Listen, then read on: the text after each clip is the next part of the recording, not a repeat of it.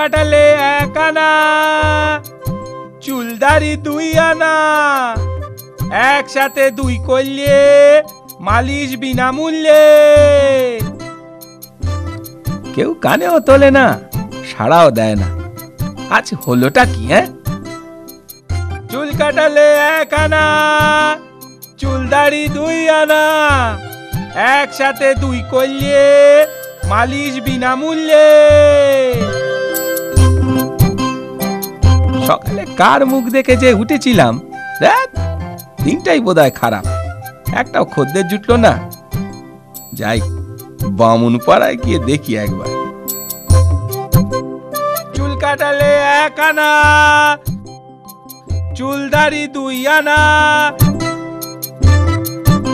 একসাথে 2 করলে মালিশ বিনামূল্যে। ও পাঁচু নাপিত, আরে শুনছো? এদিকে এদিকে এদিকে এসো, এদিকে। আরে শুনছো ও পাঁচু নাপিত? হ্যাঁ হ্যাঁ হ্যাঁ, বলুন বলুন বামুন ঠাকুর, কি করতে হবে?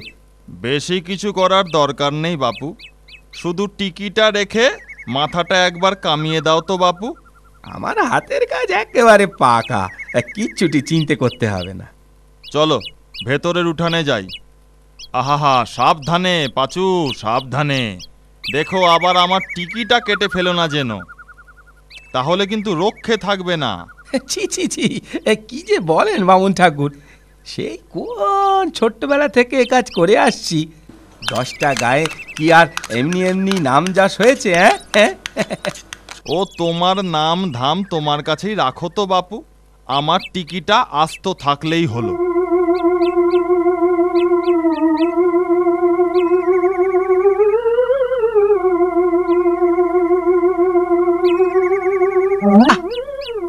মল্ল যা, এই বিটকেল মাছিটা তো বড় জ্বালাচ্ছে। যা যা। আরে ও কি করছো পাঁচু? আরে কেটে যাবে যে।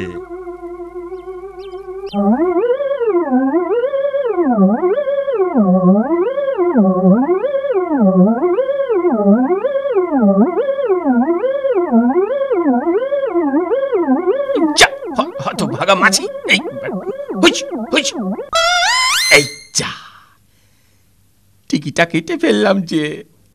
হতভাগা নাপিত, কি করলি তুই দেখি? এ কি সর্বনেশে কাণ্ড! তুই আমার টিকি কেটে দিলি। দাঁড়া হতভাগা, আজ তোর একদিন কি আমার একদিন। খড়ম পেটা করে তোর নাপিতগিরি আমি বার করছি। ওরে বাবা রে, আমার কি দোষ? আপনি তো মাথা নাড়ালেন। বাবা রে, ওরে বাবা রে, আগে পালাই পালাই।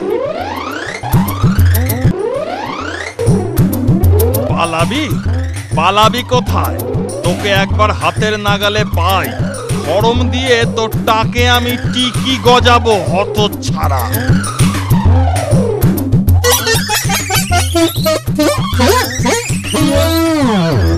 বেটা, গাছে চড়ে পার পেয়েছিস, ধরতে পারলে আজকে তোর পিন্ডি চটকে দিতাম।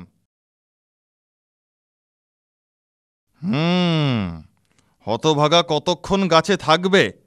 গাছ থেকে নামবে না, একদিন ওকে হাতের মুঠোয় পাবই।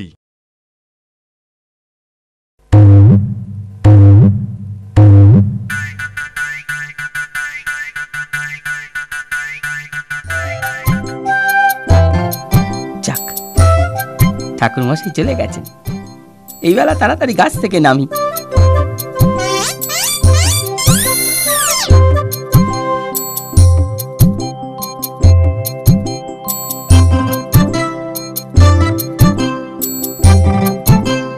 চুল কাটালে 1 আনা, চুলদারি 2 আনা, একসাথে 2 করলে মালিশ বিনামূল্যে।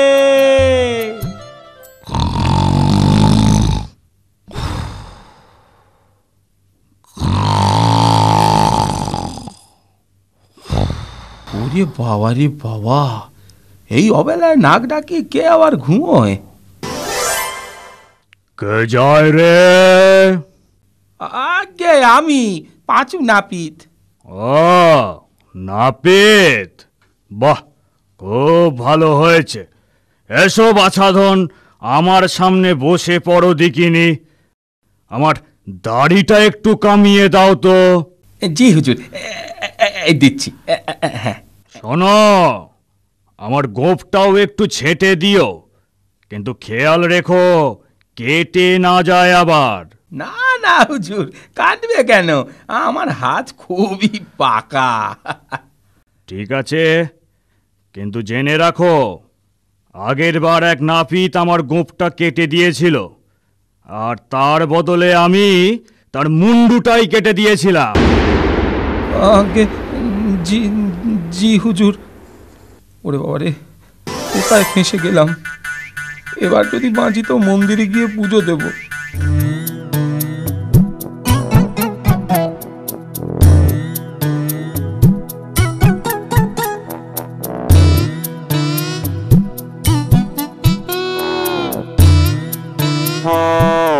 এই যা, গোঁফে রাতখানা গেল তো কেটে। এভাবে কেউ তরবর করে ঘুম থেকে ওঠে? এ কি হলো রে? আমার গোঁফ গেল? তবে রে বেটা বেল্লিক, আজ এই বল্লমের এক খোঁচায় তোর নাক কেটে আমি ফাটকে ফুটবো। ওরে বাবা রে, কি হবে গো? সে ভাই যে বল্লম নিয়ে তারা করেছে গো, কিছুতেই থামছে না গো। তোর নাক কেটে তবে আমি থামবো। আরো ধরে ধরে ওই, আরো ধরে ধরো ওই, না তো ধরে পড়তে পালাই রে বাবা। আরো ধরে ধরে ওই, আরো ধরে ধরো ওই, না তো ধরে পড়তে পালাই রে বাবা।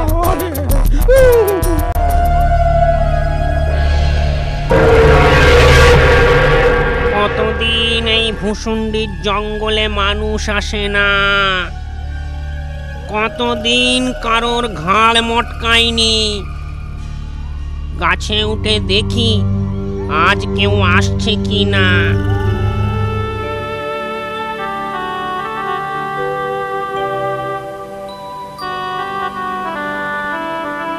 কি হে পাচু নাপিত, এই সন্ধেবেলা ভূষণ্ডির জঙ্গলের দিকে যাচ্ছ যে বড়?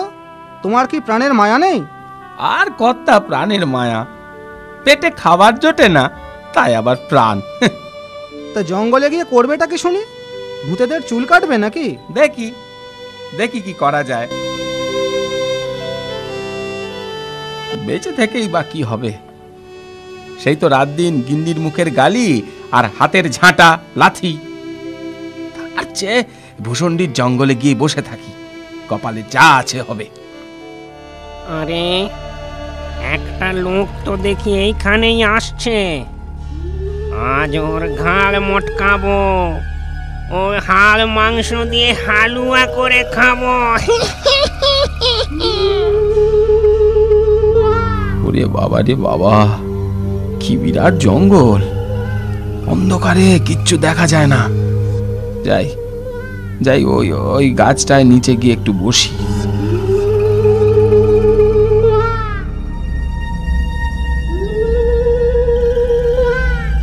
লোকটাকে নিয়ে একটু মজা করা যাক, ওকে একটু ভয় দেখাই।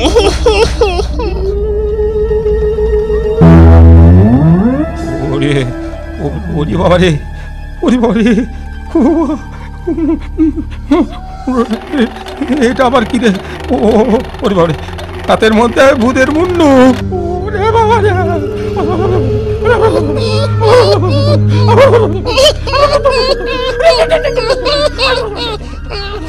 জবর তামাশা হয়েছে।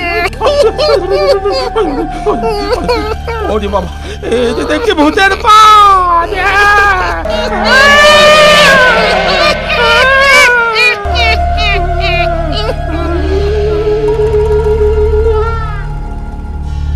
যাই, এবার ওর সামনে যাই।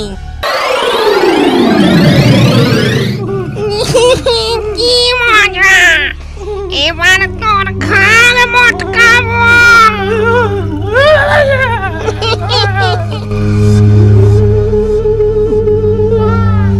ভূতের পাল্লায় পড়েছি, আজ বোধহয় আর রক্ষে নেই। দেখি দেখি, একটা শেষ চেষ্টা করে দেখি। কতদিন মানুষের মাংসের হালুয়া খাইনি। অনেকগুলো ভূত ধরে আমারই ঝোলায় রেখেছি। এবার আর একটা পেয়েছি। এটাকেও ঝোলায় পুরবো। তুই ভূতেদের ধরে ঝোলায় পুরিস? বিশ্বাস না হয় এই দেখ। ঝোলা থেকে আয়নাটা বের করে ওকে দেখাই। ও নিজের ছবি দেখে বাবে ভূত ধরেছি।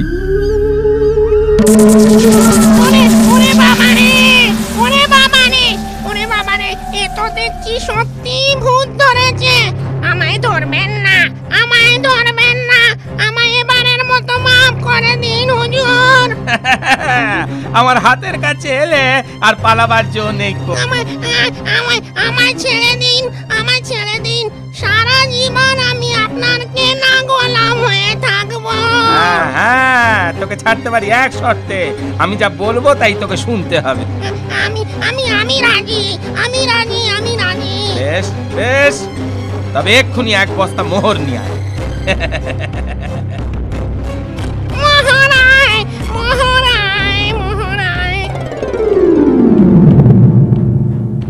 ঠিক আছে, মোহর এনেছিস। এবার আমাকে বাড়ি নিয়ে চল।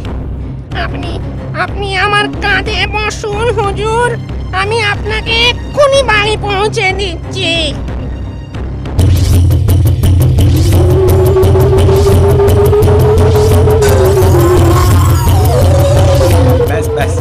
ব্যাস, এইখানে নামা। ওই দেখ, ওইটা আমার বাড়ি। ওর পাশের জমিতে ভোরবেলার মধ্যেই একটা বড় পাকা বাড়ি করে দিবি। হ্যাঁ, আর একটা ধানের গোলাও করে দিস। আজ্ঞা হুজুর। এই নিন একটা সোনার নূন। এতে যখনই আপনি নখ ঘষবেন আমি হাজির হয়ে যাব। গিন্নি, দরজা খোলো। ও গিন্নি, এত রাত অবধি কোথায় ছিলে? ও বাবা, তোমার কাঁধে ওটা আবার কি? বস্তা? ও মা, এত মোহর! এ আর হয়েছে কি, কাল সকালে আরো অনেক কিছু দেখবে। বলো না, এত মোহর কোথা থেকে পেলে? সে গল্প হবেক্ষণ, আগে দুটো খেতে দাও দেখিনি।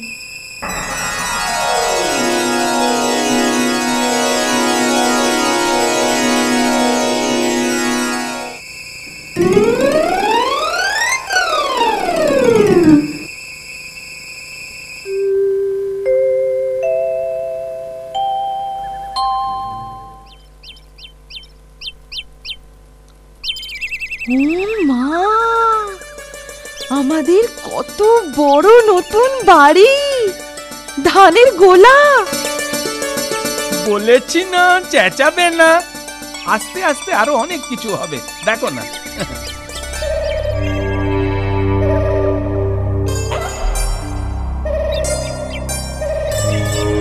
আরে একানরে, তুই ধানের বোঝা বইছিস কেন? আরে চাচা খুঁড়ো, আমি না একটা মানুষের খিদমত খাটছি।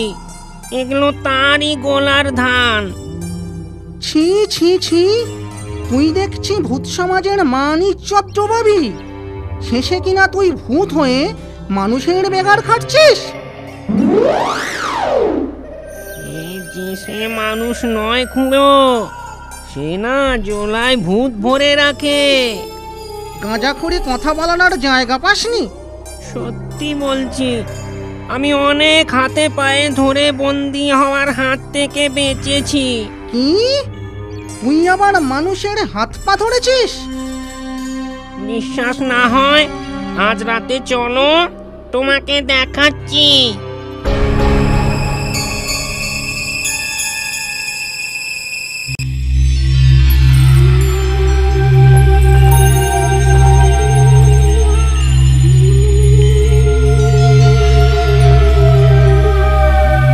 দেখ কেমন গিয়ে ঘাড় মটকায়।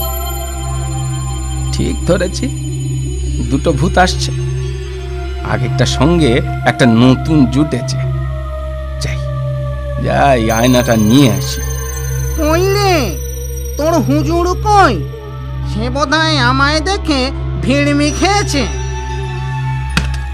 কি রে, তুই আবার আমার গোলাম হওয়ার জন্য সঙ্গে আর একটাকে নিয়ে এসেছিস?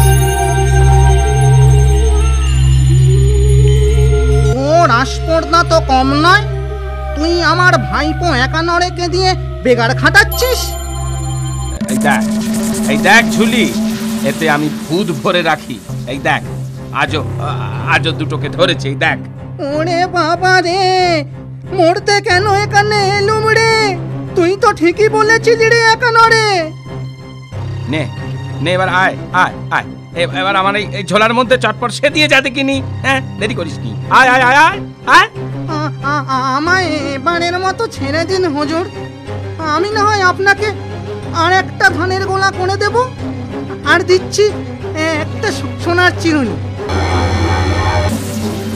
এই চিরুনি নখ দিয়ে ঘষলেই আমি হাজির হব। ঠিক আছে ঠিক আছে, এবারের মতো ছেড়ে দিলাম। আর কখনো আমাকে বিরক্ত করবি না কিন্তু, বলে দিলাম। হ্যাঁ, এই নাক মুলছি, কান মুলছি হুজুর, আপনার ত্রিসীমানায় আমাদের কেউ আসবে না।